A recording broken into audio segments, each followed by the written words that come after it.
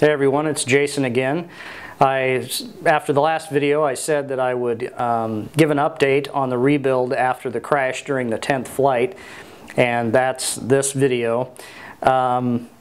Everything went back together pretty well, just as it should. I was very careful when I disassembled the helicopter to make sure that I noted where everything went and made notes on all the servos and where they were plugged in, etc., etc. And I tried not to adjust any of the linkages or anything and shift anything on the rotor or the swash plate. Really, the only bit of trouble I had was putting the flybar paddles back on and getting them level. I actually only took the paddle off of one side, slipped the weights off, and then pulled it out pulled the flybar out of the head.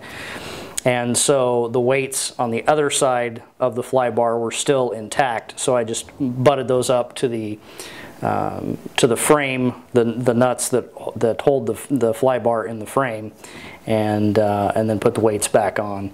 So the only thing that was an issue at all was aligning the like I say, the flybar paddles. And I did buy a pitch gauge, but it was way too big. It said it was a universal pitch gauge, but that's what you get on the internet sometimes. And so I'm going to have to send that back. I was unable to use it, but I guess I was able to eyeball it close enough that not enough had changed that it was a big deal. So the summary is I changed the feathering shaft, which is what holds the blade holders. It's the axle that the blade holders pivot on. I changed the frame because it was broken, and that's the reason why I had to disassemble the whole helicopter, and I replaced the tail boom because it was bent due to the blade strike of the crash during the 10th flight. Hard landing, crash, same thing. I did want to mention that I took the helicopter to the local hobby shop first and had one of the guys down there just give it a once over before I tried to fly it, and he said everything looked just fine.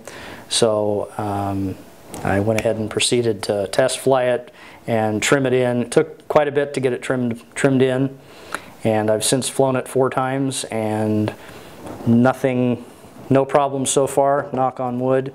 One last tip, I found that if you're fairly level and you're headed for an object you don't want to collide with, if you simply reduce the throttle so that you land rather than killing the throttle altogether, it keeps centripetal tension on the blades so that they're less likely to go out of parallel with the tail boom and hit the tail boom. It seems like if you have to kind of bounce off the ground, they stay much more level if they're still under power. So you're just dropping it just enough that you lose altitude. The blades don't have enough lift to keep the helicopter in the air, but they have enough power to stay spinning, and the motor has them under tension. So that seems to reduce the chance of smacking the tail with one of the rotor blades.